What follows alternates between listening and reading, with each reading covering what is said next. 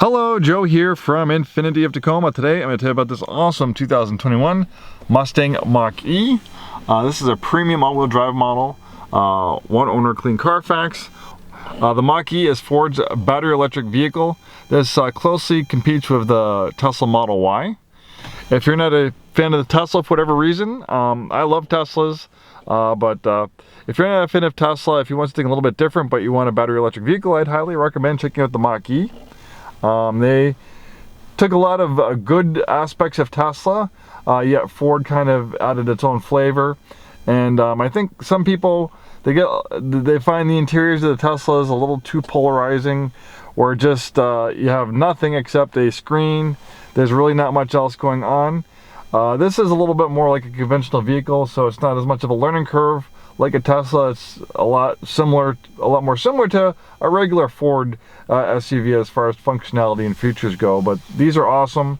So this is an all-wheel drive. When fully charged, you have a range of about 210 miles. It's capable of high-speed charging, so there are high-speed charging options available out there like Electrify America, where you can get a full charge in about 35-45 minutes. Then of course you can set up charging at home, fast charging at home. And you can, with fast charging, I think you can add between 30 and 40 miles of range per hour. So you come home, you plug it in, you wake up the next morning, you have a full charge. So your house is like a gas station. You never really need to worry about charging for most of the time, because most people don't drive more than 100 miles a day. And of course, if you do plan a road trip with about a 210 mile range and the fast charging, it is, capable of doing some longer trips if you need to do that. So, well, some electric vehicles for a while were not really more than capable of like commuter vehicles, like the first Nissan Leaf, and that came out with a 70-mile range. That's more of a commuter vehicle, but some people would need another vehicle for a little bit longer drives and things like that. Not so much the case with a 200+ mile range vehicle like this. This is a vehicle that for a lot of people can be your only vehicle if you're just looking for one vehicle. With the premium trim, it's very nicely equipped with features. Beautiful leatherette interior. I love this contrast stitching. It's perforated, looks beautiful. Big panoramic roof to allow lots of natural light in the interior. And the thing with the Mach E, even though it's a Ford product, this kind of competes with, it doesn't compete with, typical, like GMC and Toyota. This is more like an upscale vehicle. When you're in this vehicle and the price point when it was new, I mean, this is more along the lines of competing with premium like European vehicles. This is a lot more along the lines of like a Mercedes or BMW as far as fit and finish and features and performance goes. So basically, when you get in the vehicle as a smart proximity key, you have a push button start, which we're all pretty familiar with these days. Most gas cars have push button starts now.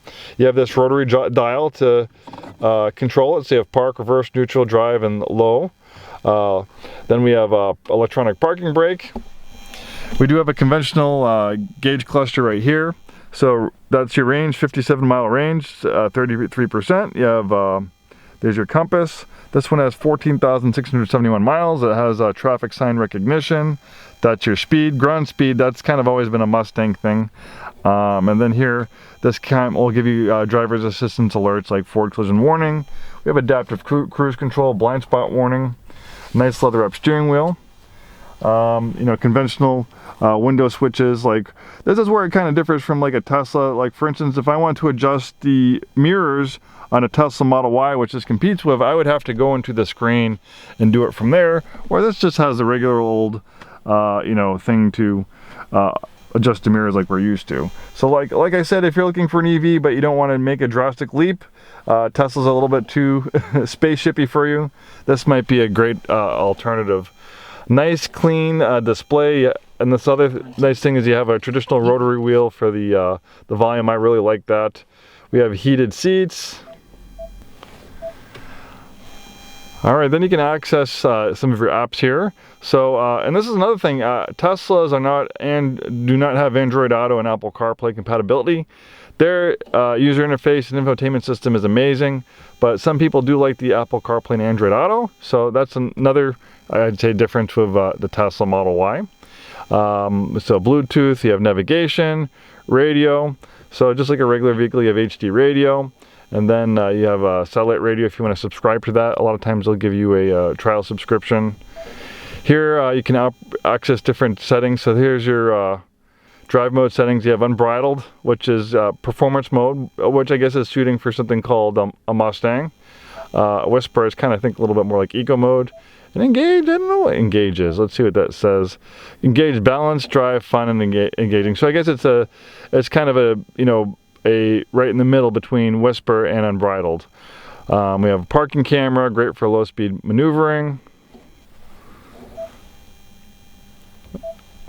Looks like we have a park assist, valet mode, stuff like that. Really cool user interface. And with all-wheel drive, this thing's great in all types of weather. And also, you'll really enjoy the performance. This thing really scoots. The 0 to 60, I'd have to look it up. I'll post it up on the screen, but I think it's right around the 5-second range. So even though it's a crossover SUV, not a typical Mustang, I guess with its acceleration and the low weight of the batteries are so low, it has really low center of gravity, so it handles a lot like a sports car too. So while some people might say it's kind of like you know, blasphemy calling a crossover SUV a Mustang, but as far as performance goes, I mean, that's kind of up there with the performance you'd expect from a Mustang. All right, so to open the doors, you know, the cool thing about the Mach E, Ford wants to kind of keep the body as clean and streamlined as possible, so there's no door handles like we have in a traditional vehicle. You also have a keyless entry, so you just hit that button right there, that pops it open, and you have this little handle right here to open the door. And the rear doors are even less. You have nothing. You just hit this button right here, and then it pops open, and then you just grab it and you hop right in. Interior space is pretty good. This is more along the lines of like a compact crossover. So size wise, I'd say it's about the size of like a Ford Escape. If you want to compare, you know, size, it's a little bit smaller than the Ford Explorer.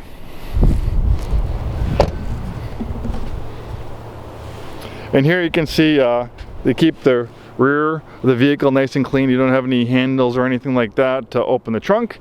There's actually just a little button hidden away right below. You have a power rear lift gate. Lots of cargo space. We have all season mats, 12-volt outlet, cargo area cover. This is removable, so you can fold down the seats for even more cargo space for those big Costco or Home Depot trips.